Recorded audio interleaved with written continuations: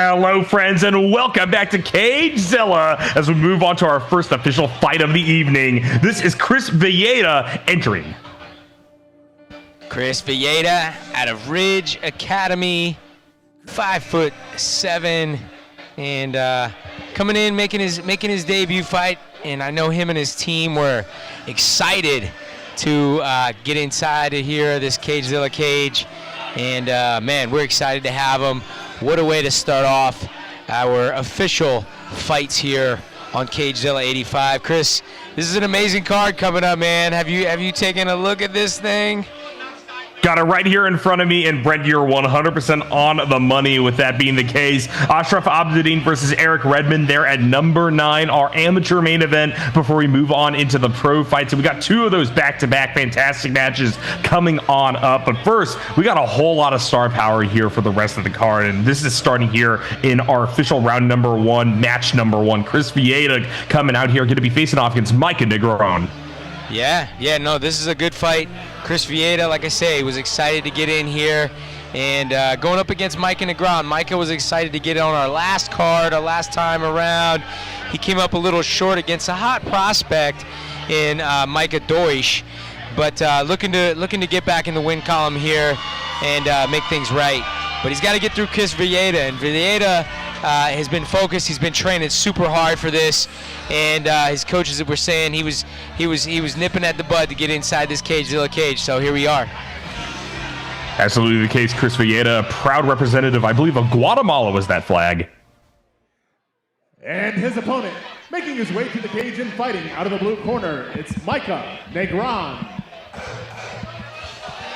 Now, Micah is somebody that we have seen before make an absolute statement here in Cagezilla, and I'm very excited to have him back, Brent. What are you expecting out of this match?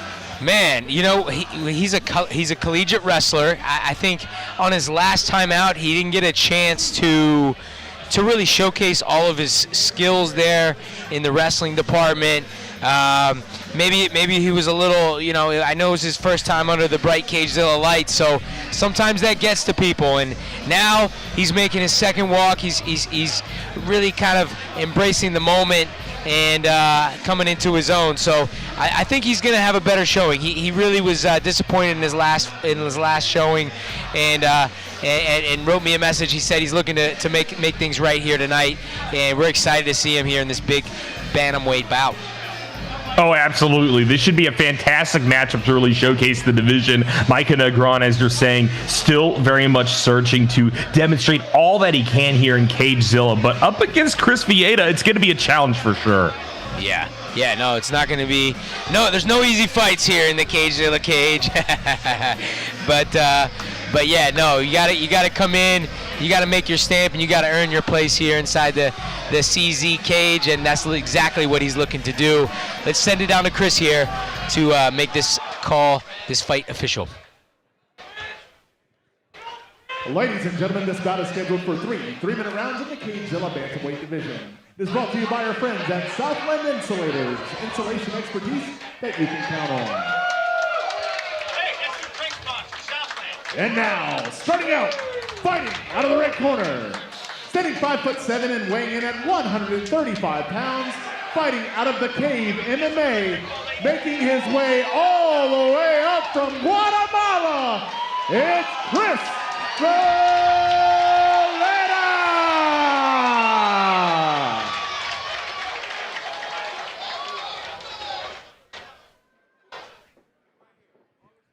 And his opponent, fighting out of the blue corner, standing 5'9" and weighing in at 135 pounds, fighting out of modern American MMA, it's Micah Negron!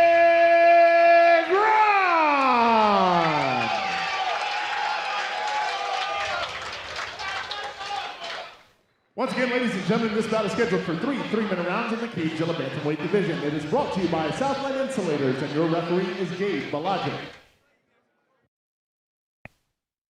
And there we go, getting stuff underway. Fight number 1 of the night officially going to be overseen here by Gabe Blodgett once again. Most fabulous mustache, I think, in our whole refereeing crew.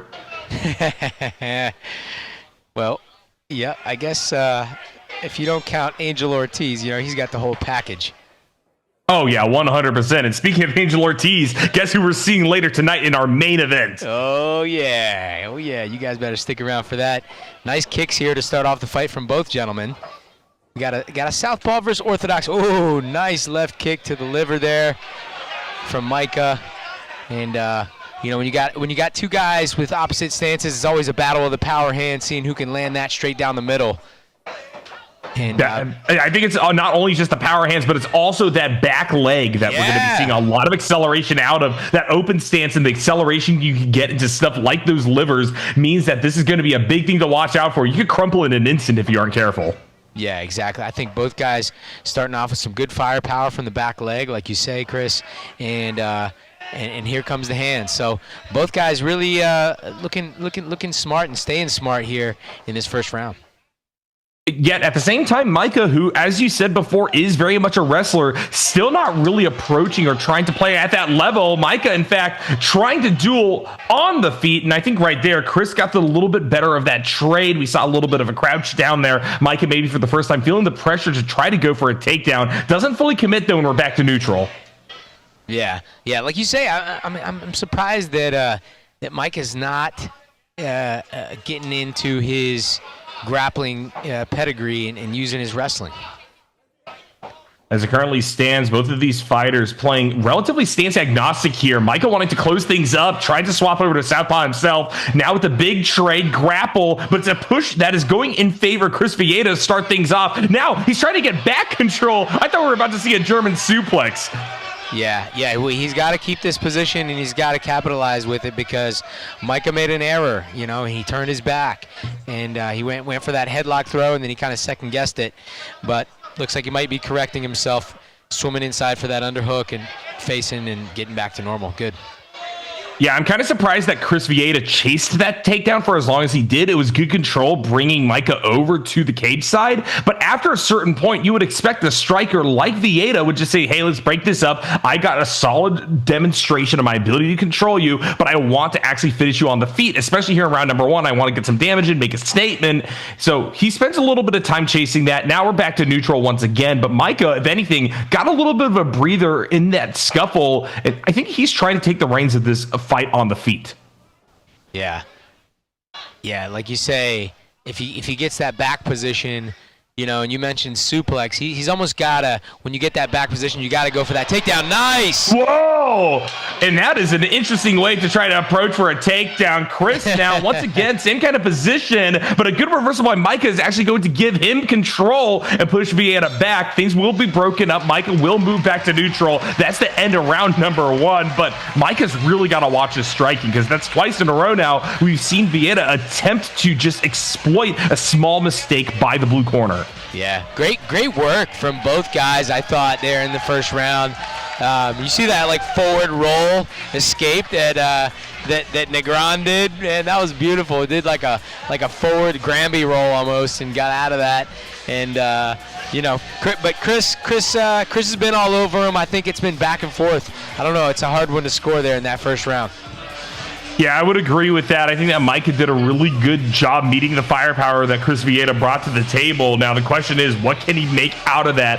If we are going to view this as still a place in which the strategy is Micah Negron eventually taking Chris Villeda down, I think now it becomes a matter of conditioning. Both of these fighters breathing relatively heavy, moving through their corners in just round number one, and there's still a whole lot of fight ahead of us. I want to see what Micah is going to feel like he needs to do here as both the fighters get back to their feet.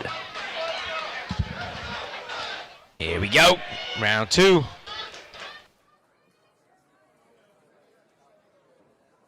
Things currently just getting set up here by Gabe Balajit. Now, Chris, I gotta say, is doing a great job of just showing the fundamentals of what it takes to be a striker.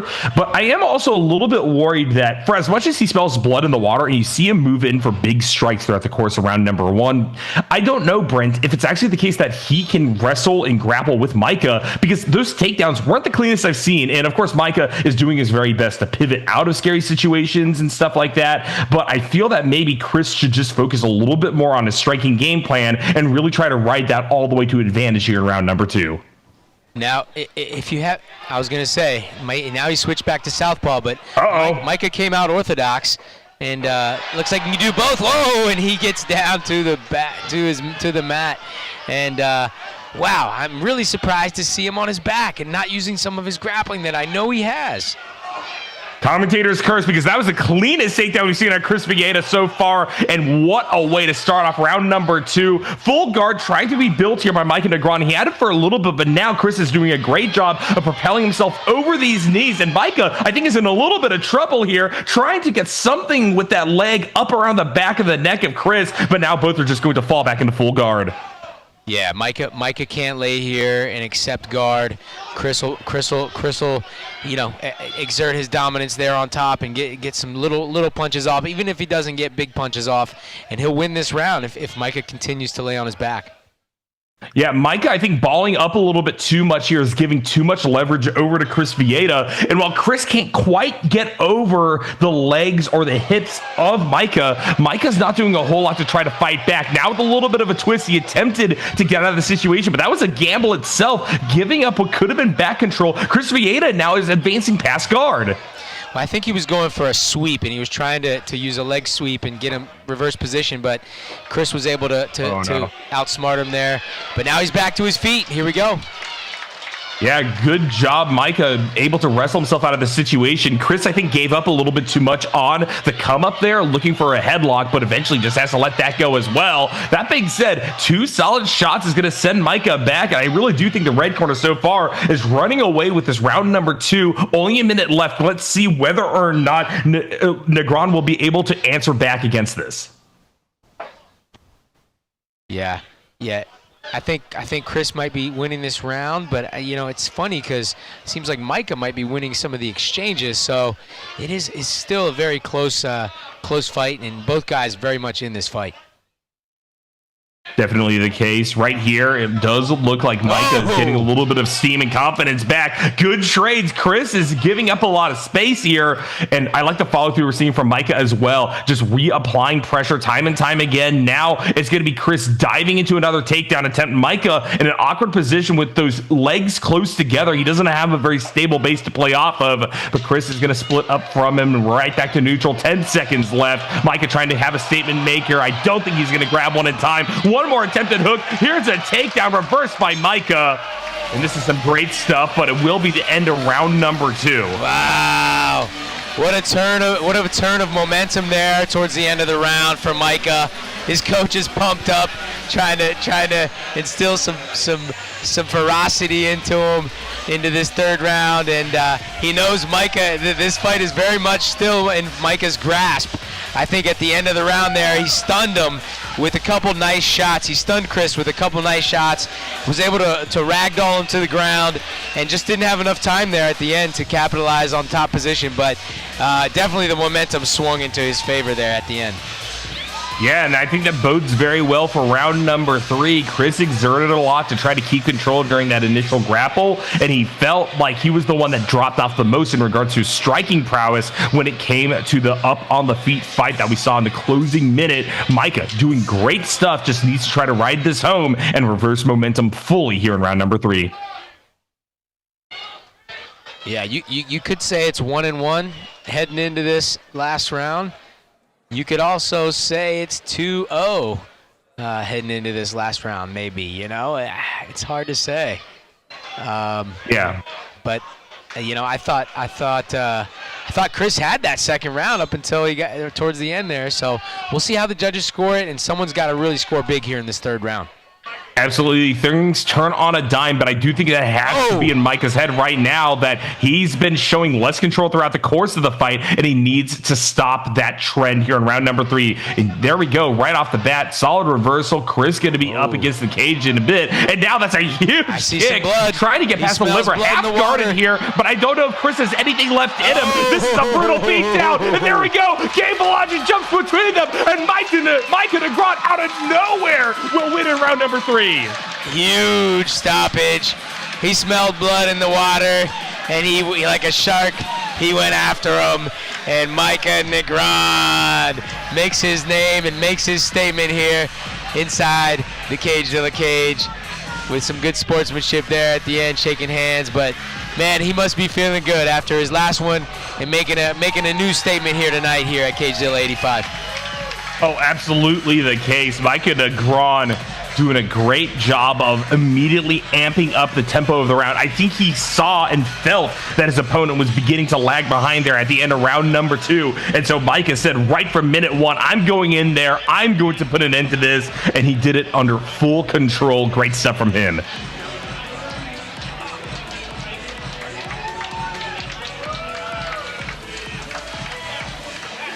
Yeah, good to see Micah Negron get some shine in here inside the Cagezilla cage. I knew he had tons of talent, and I'd like to see him use some more of his wrestling, Chris. You know, I think that he earned enough respect with his hands and his kicks that once you do that, then you can really start mixing it up and changing levels and getting some beautiful takedowns, which I know he has, but we haven't seen him utilize it yet. So I think in his next fight, I hope in his next fight, we'll get to see some of that pedigree.